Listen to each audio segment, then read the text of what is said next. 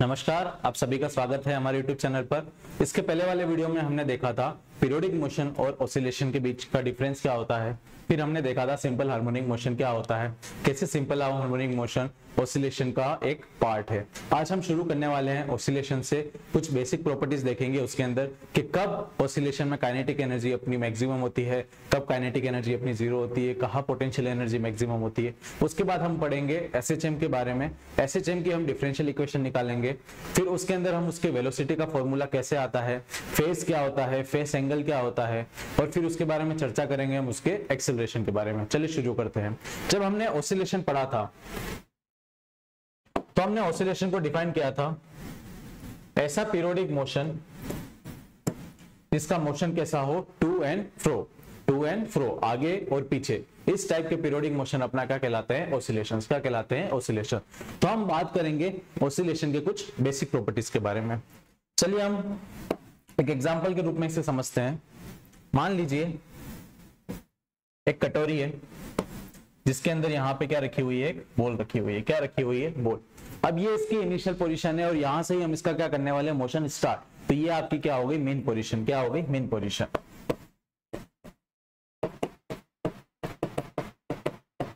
ठीक है। अब हमने क्या किया, इस पे फोर्स लगा के इस बॉल को उस साइड धकेल दिया। अब इसका मोशन कैसे स्टार्ट होगा, ये बॉल यहां से सबसे पहले कहाँ जाएगी, यहां पे। फिर ये बॉल वापस इस तरफ आएगी अपनी मेन पोजीशन की तरफ, और मेन पोजीशन से वापस कहाँ जाएगी, दूर की तरफ। कहाँ जाएगी, दूर की तरफ। तो सबसे पहले इसका मोशन कैसे हुआ, यहां से इस तरफ, फिर वापस रिटर्न आया, और फिर यहां से इस तरफ। मान लीजिए एक पेन की कैप है और इसकी पेन की कैप को मैं उछालता हूं, तो ये एक पॉइंट पे जाके वापस का आ रही रिटर्न बैक। मतलब उसकी जो मैक्सिमम जितनी हाइट थी वो वहां तक गया, उसे हम बोलते हैं एक्सट्रीम पॉइंट। क्या बोलते हैं, एक्सट्रीम पॉइंट। क्योंकि यहां तक जब इसको मैंने एक्सटर्नल फोर्स दिया तो ये जहां से रिटर्न बैक हुआ, मतलब वहां जाके उसकी एनर्जी क्या होगी, जीरो। क्या होगी, जीरो। या फिर हम कह सकते हैं कि उस पॉइंट पे जाके उसकी वेलोसिटी क्या होगी, जीरो। क्या होगी, जीरो। तभी वो कहाँ आया, रिटर्न बैक। कहाँ आया, रिटर्न बैक। तो यहाँ पे हम उसी कंसेप्ट को लेके बात करते हैं। अगर मैंने इस बॉल को यहां से धकेला तो ये जहां हाईएस्ट जहां तक ऊपर तक गया वो कहलाता है अपना एक्सट्रीम पॉइंट। क्या कहलाता है, एक्सट्रीम पॉइंट। वैसे की वैसी बॉल अगर इस साइड जहां हाईएस्ट पॉइंट तक जा रही है उसे हम क्या बोल सकते हैं, उसे भी हम क्या बोलेंगे, एक्सट्रीम पॉइंट। क्या बोलेंगे, एक्सट्रीम पॉइंट। और ये क्या है आपकी मेन पोजीशन। क्या है, मेन पोजीशन। अब बॉल यहां तक जाके वापस रिटर्न बैक आ रही है, इसका मतलब यहां जो उसको वेलोसिटी दी गई थी वो वहां जाके कितनी होगी, जीरो। क्या होगी, जीरो। अगर जीरो हो गई है तभी तो वहां जाके वो रुका और कैसा आ गया, रिटर्न बैक। कैसा आ गया, रिटर्न बैक। मतलब इस पोजीशन पे इसकी वेलोसिटी क्या है, जीरो। एट एक्सट्रीम पॉइंट पे इस बॉल की वेलोसिटी कितनी होगी, जीरो। अगर वेलोसिटी जीरो है मतलब उसकी काइनेटिक एनर्जी कितनी है, जीरो। कितनी है, जीरो। क्योंकि काइनेटिक एनर्जी के फॉर्मूले में क्या यूज होता है, वेलोसिटी। काइनेटिक एनर्जी का फॉर्मूला होता है हाफ mv²। तो यहाँ वेलोसिटी कितनी है, जीरो। मतलब काइनेटिक एनर्जी भी क्या है अपनी, जीरो। अब ये इसकी मैक्सिमम हाइट पे पहुंच चुका है। कहां पहुंच चुका है, मैक्सिमम हाइट। जहां मैक्सिमम हाइट पे कोई चीज पहुंचती है मतलब उसकी पोटेंशियल एनर्जी वहां क्या है, सबसे ज्यादा। क्या है, सबसे ज्यादा। मतलब इस पॉइंट पे काइनेटिक एनर्जी तो क्या है आपकी, जीरो, और पोटेंशियल एनर्जी क्या है आपकी, मैक्सिमम। क्या है, मैक्सिमम। अब मान लीजिए आपने किसी चीज को ऊपर से छोड़ा, तो ऊपर से छोड़ा तब उसकी वेलोसिटी क्या थी, अभी जीरो। अब जैसे ही मैंने इसको छोड़ा तो ये जब नीचे आया तो इसकी वेलोसिटी क्या हुई, इंक्रीज हुई। क्या हुई, इंक्रीज हुई। तो यहाँ इस पॉइंट से जब ये नीचे की तरफ आएगा तो इसकी वेलोसिटी क्या होती जाएगी, इनिशियल में जीरो है पर जैसे जैसे ढलान पे नीचे आता जाएगा वैसे वैसे इसकी वेलोसिटी क्या होती जाएगी, बढ़ती रहेगी। क्या होगी, बढ़ती रहेगी।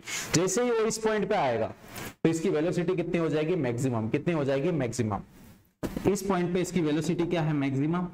अगर वेलोसिटी यहाँ पे इसकी मैक्सिमम है मतलब उसकी काइनेटिक एनर्जी भी क्या होगी, मैक्सिमम। क्या होगी, काइनेटिक एनर्जी भी क्या होगी उसकी, मैक्सिमम।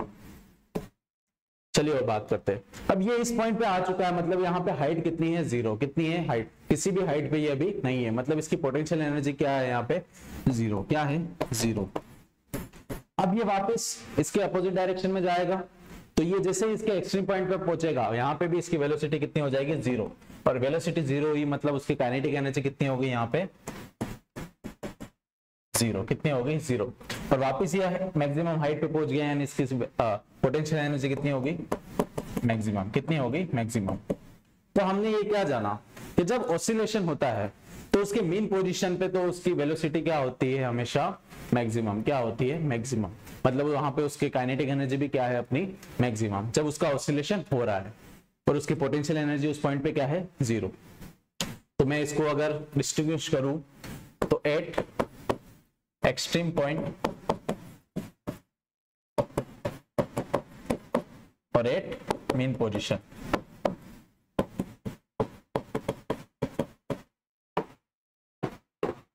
काइनेटिक एनर्जी और पोटेंशियल एनर्जी। तो एक्सट्रीम पॉइंट पे तो काइनेटिक एनर्जी कितनी होती है? जीरो। क्या होती है? जीरो। और पोटेंशियल एनर्जी क्या होती है? अपनी मैक्सिमम। क्या होती है? मैक्सिमम। और मेन पोजीशन पे काइनेटिक एनर्जी क्या होती है? अपनी मैक्सिमम। और पोटेंशियल एनर्जी क्या होती है? अपनी जीरो। तो आप चाहे तो इसका स्क्रीनशॉट ले लीजिए। अगर ये कंसेप्ट क्लियर है आपका बेसिक सा ऑसिलेशन के लिए, तो आपको कोई भी क्वेश्चन में डिफिकल्टी नहीं होगी। अब हम बात करते हैं ऑसिलेशन की। अब ऑसिलेशन को रिप्रेजेंट करने के लिए हम यूज करते हैं साइन और कोसाइन का ग्राफ। साइन और कोसाइन का ग्राफ। जैसे यहाँ पे हो क्या रहा है, सबसे पहले तो बॉल मेन पोजीशन के दूर की तरफ जा रही है, फिर रिटर्न बैक आ रही है मेन पोजीशन की तरफ, और फिर अगेन जा रही है मेन पोजीशन से दूर और वापस रिटर्न बैक आ रही है मेन पोजीशन की तरफ। तो इन चीजों को हम देख सकते हैं एग्जैक्टली साइन और कोसाइन ग्राफ के बीच में। किसके बीच में? साइन और कोसाइन ग्राफ के बीच में। अगर मैं साइन एक्स और कोस एक्स का ग्राफ बनाता हूं,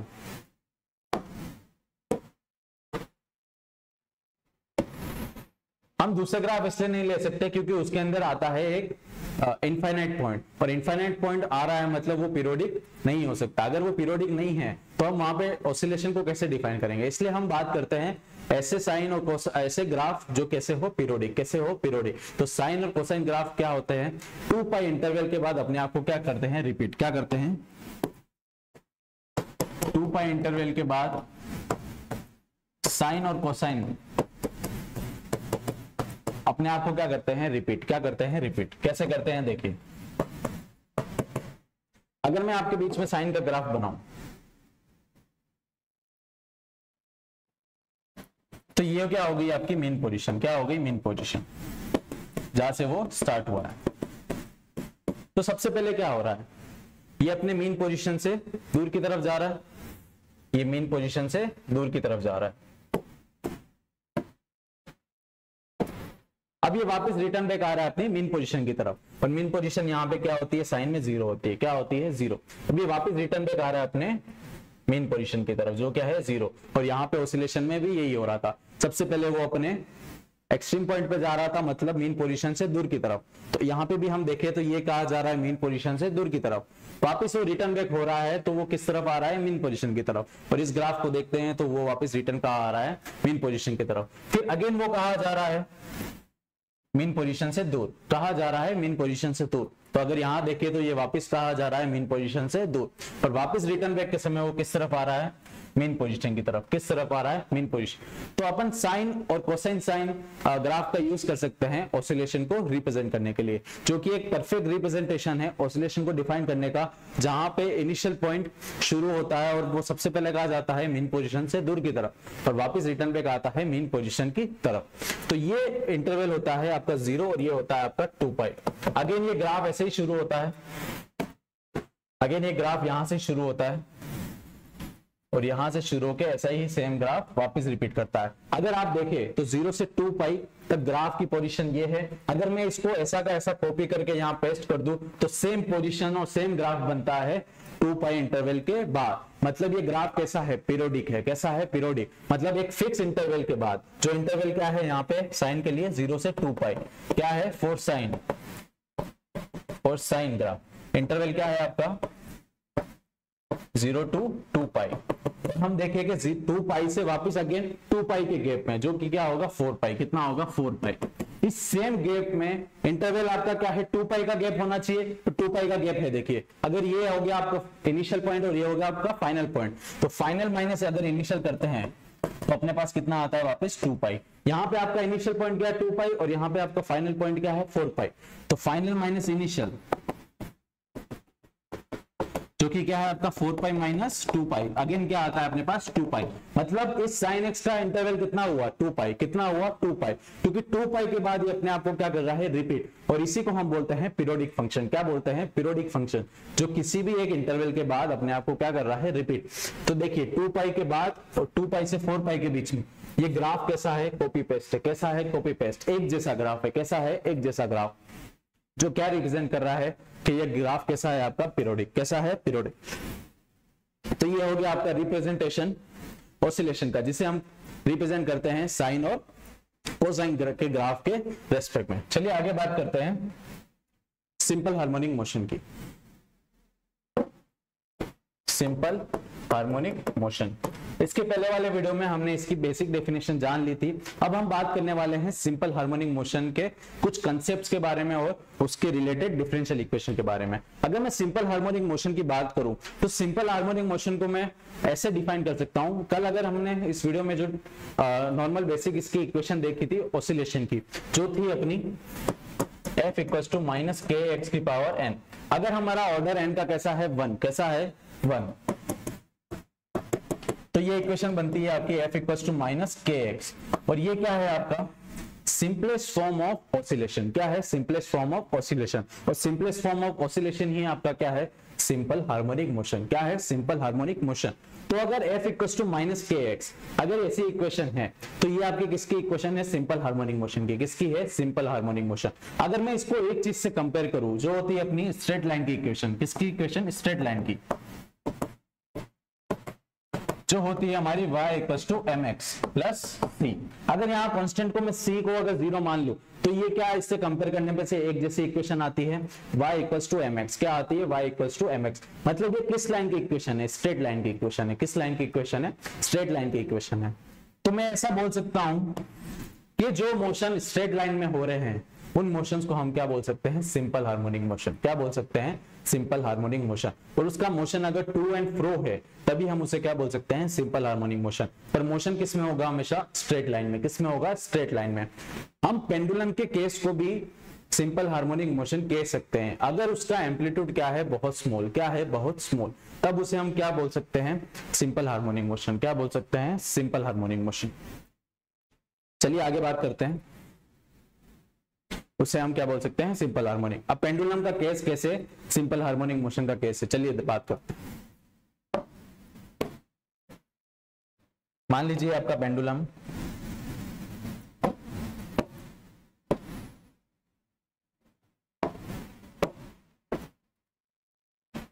ये आपका क्या है? एक पेंडुलम। अगर इसका एम्पलीट्यूड क्या है आपका? स्मॉल। क्या है? स्मॉल। तो ये कैसा बिहेव करेगा आपका? Simple harmonic motion. कैसे? देखिए मान लीजिए इसका एम्पलीट्यूड अगर ये ऑसिलेट कर रहा है, अगर ये इसी बीच ऑसिलेट कर रहा है, इसी बीच क्या कर रहा है? ऑसिलेट। तो अगर मैं इसको जूम करूं और मैं अगर इसके बीच की डिस्टेंस देखूं तो क्या ये स्ट्रेट लाइन जैसी दिखेगी? क्या ये स्ट्रेट लाइन जैसी दिखेगी? अगर ये स्ट्रेट लाइन जैसी दिखेगी मतलब ये मोशन कैसा है अपना? स्ट्रेट लाइन में। कैसा है? स्ट्रेट लाइन में। अगर इसका एम्पलीट्यूड ज्यादा होता, क्या होता? ज्यादा। For example if amplitude is big और लार्ज, तो क्या होता? ये आपका पेंडुलम, तो ये कैसा करता? ऑसिलेशन इस कर्व शेप में करता। किस शेप में करता? कर्व शेप में। तो अगर एम्पलीट्यूड ज्यादा है तो हम इसको सिंपल हार्मोनिक में कंसीडर नहीं कर सकते, पर अगर इसका एम्पलीट्यूड बहुत छोटा है तो हम इसे कैसे कंसीडर करते हैं? स्ट्रेट लाइन में। कैसे कंसीडर कर सकते हैं?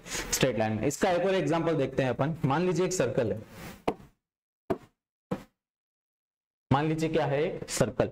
अगर मैं इसके एक छोटे से पॉइंट की बात करूं, मान लीजिए सिर्फ इस छोटे से पॉइंट की बात कर रहा हूं, तो ये है तो कैसा शेप? सर्कल। पर अगर मैं सिर्फ इस छोटे की बात कर रहा हूं, अगर मैं इसे और जूम करूं और जूम करूं और जूम करूं और जूम करूं तो क्या आपको ये एक स्ट्रेट लाइन जैसा दिखेगा?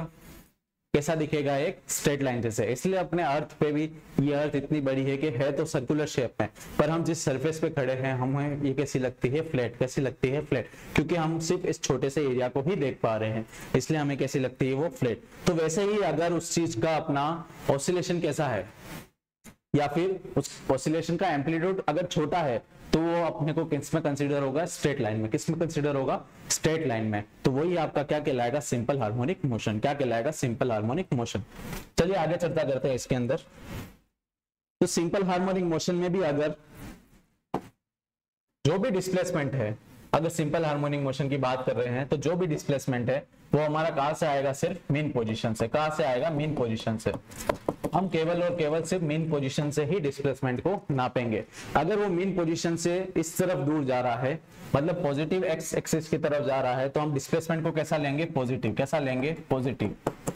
अगर वो इस मीन पोजीशन से लेफ्ट साइड जा रहा है, यानी एक्स पॉजिटिव से नेगेटिव पॉजिटिव की तरफ जा रहा है, नेगेटिव एक्स की तरफ जा रहा है, तो उसे हम क्या लेंगे, नेगेटिव। क्या लेंगे, नेगेटिव। तो हमारा डिस्प्लेसमेंट हम क्या कंसीडर करेंगे, नेगेटिव। क्या करेंगे, नेगेटिव। और जब आप मीन पोजीशन से दूर की तरफ जाते हैं तो अपनी वेलोसिटी क्या होती है, डिक्रीज। क्या होती है, डिक्रीज। और मीन पोजीशन की तरफ आते हैं तो अपनी वेलोसिटी क्या होती है, इंक्रीज। क्या होती है, इंक्रीज। सेम यहाँ पे होगा, अगर मीन पोजीशन से दूर की तरफ जाते हैं तो वेलोसिटी क्या होगी, डिक्रीज। और मीन पोजीशन की तरफ आएंगे तो वेलोसिटी क्या होगी अपनी, इंक्रीज। क्या होगी, इंक्रीज। अब हम बात करते हैं रिस्टोरिंग फोर्स के बारे में। किसके बारे में, रिस्टोरिंग फोर्स के बारे में, कि रिस्टोरिंग फोर्स एक्ट कैसे करता है और कैसे एक्सेलरेशन और डिस्प्लेसमेंट आपस में इस सिंपल हार्मोनिक मोशन में रिलेट करते हैं। तो हम बात करते हैं सबसे पहले रिस्टोरिंग फोर्स के बारे में।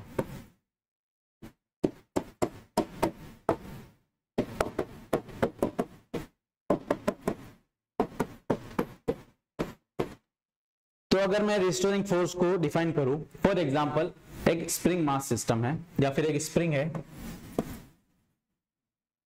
अगर मैं इसको इस तरफ स्ट्रेच करता हूं, क्या करता हूं, स्ट्रेच्ड। इस तरफ क्या लगाया मैंने, एक फोर्स लगाया। क्या लगाया, फोर्स। मतलब इस स्प्रिंग का किस तरफ डिस्प्लेसमेंट हुआ है, एक्स डायरेक्शन में। मान लीजिए इस डायरेक्शन में क्या हुआ, उसका डिस्प्लेसमेंट। क्या हुआ है, डिस्प्लेसमेंट। अब जैसे ही मैं इस स्प्रिंग को छोड़ूंगा तो ये स्प्रिंग क्या हो जाएगी, वापस अपनी एक्चुअल पोजीशन में आ जाएगी। कहाँ आ जाएगी, अपनी एक्चुअल पोजीशन में। मतलब उसको एक्चुअल पोजीशन में लाने का काम किसने किया, एक कोई ना कोई फोर्स तो है जिसे ये अपने एक्चुअल पोजीशन में ला रहा है। वो फोर्स कहलाता है आपका रिस्टोरिंग फोर्स। क्या कहलाता है, रिस्टोरिंग फोर्स। जिस फोर्स ने क्या काम किया, इस स्प्रिंग को वापस उसकी एक्चुअल पोजीशन में आने में मदद की। और ये रिस्टोरिंग फोर्स कैसा फोर्स होता है, कंजर्वेटिव फोर्स। कैसा होता है, कंजर्वेटिव फोर्स। ऐसे फोर्स जो किसी भी पार्टिकल को अपने एक्चुअल पोजीशन में लिया है, वो फोर्स कहलाते हैं आपके कंजर्वेटिव फोर्स। फॉर एग्जांपल अगर मैं इस पेन को यहां से यहां छोड़ता हूं, ले जाता हूं, और मैं अगर इसको छोड़ दूं तो ये किस वजह से नीचे आया है, ग्रेविटेशन की वजह से। किस वजह से, ग्रेविटेशन की वजह से। तभी तो ये नीचे आ पाया, अपनी एक्चुअल पोजीशन पे आ पाया। मतलब ग्रेविटेशन फोर्स ने क्या किया, इसकी एक्चुअल पोजीशन में आने में इसको क्या की, मदद। यानी ये अपनी इसके एक्चुअल पोजीशन में आ चुका है।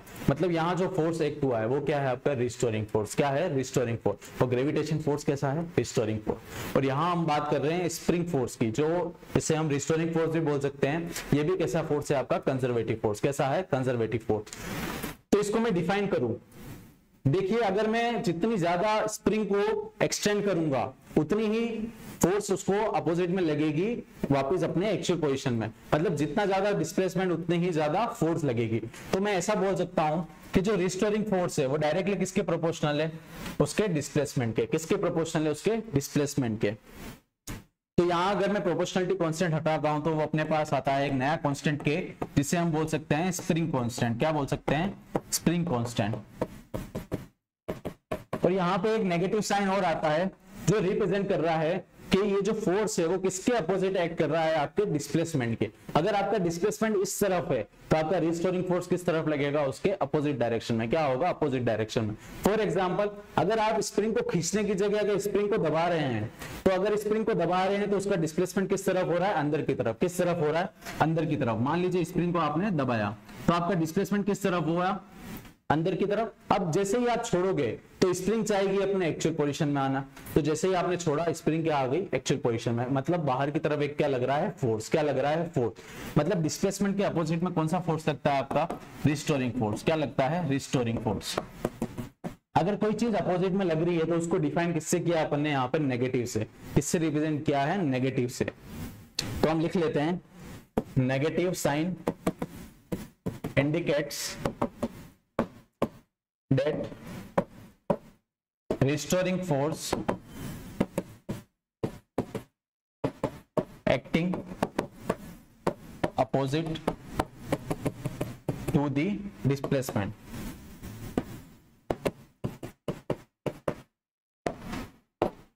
Displacement from mean position.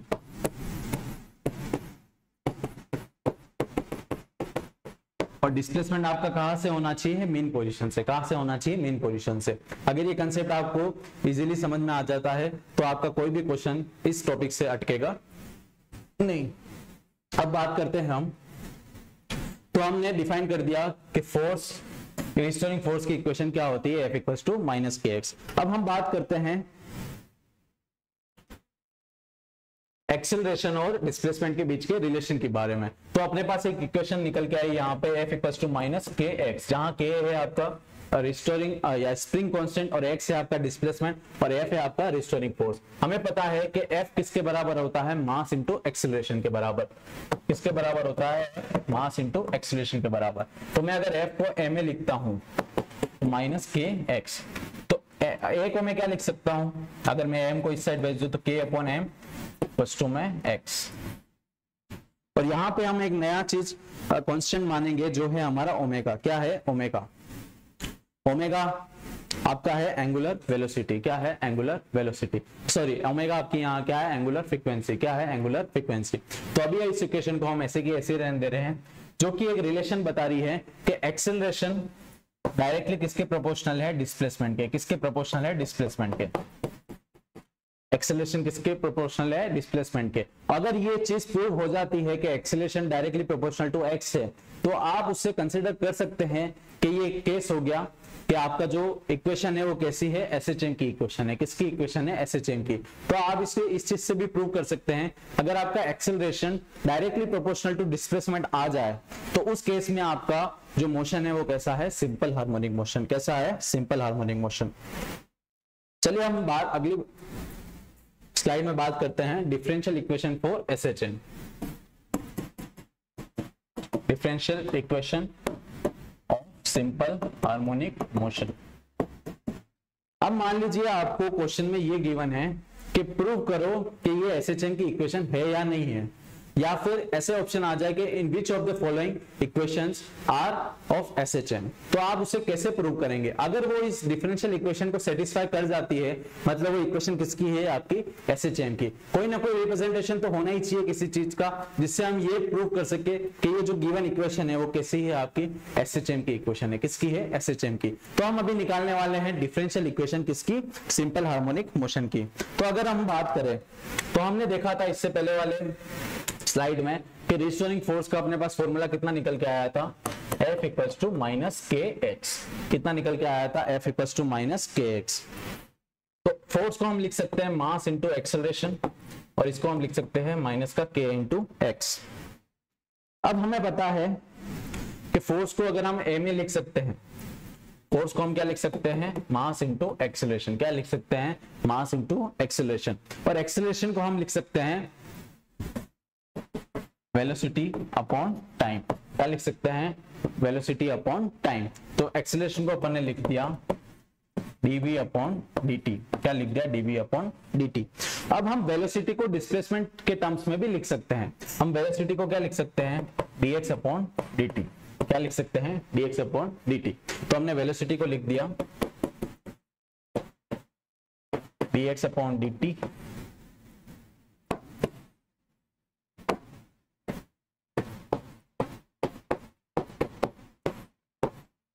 मतलब हमने dx अपॉन dt का वापस क्या कर दिया? डिफरेंशिएशन। क्या कर दिया? डिफरेंशिएशन। अगर हम किसी चीज का एक बार डिफरेंशिएशन करने के बाद दूसरी बार वापस डिफरेंशिएशन करते हैं तो उसे हम बोलते हैं डबल डेरिवेटिव। क्या बोलते हैं? Double derivative. तो ये किसके फॉर्म में कन्वर्ट हो जाएगा? आपके डबल डेरिवेटिव, जिसे हम रिप्रेजेंट करते हैं m d square x upon dt square.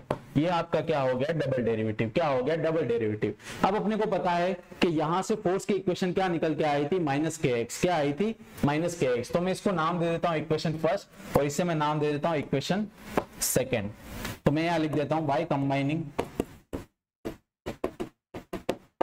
Equation first and equation second. अब मैं इक्वेशन फर्स्ट और इक्वेशन सेकंड को क्या कर रहा हूं, कंबाइन। तो इक्वेशन फर्स्ट से हमें पता है कि फोर्स की वैल्यू कितनी है, माइनस की kx, और हमें यहां से निकल के आई फोर्स की वैल्यू m इंटू, और हमें पता है कि एक्सीलरेशन को हम ये भी लिख सकते हैं double derivative of displacement with respect to time.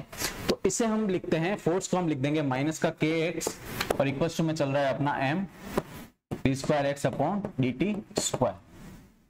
अब हम आगे बात करते हैं,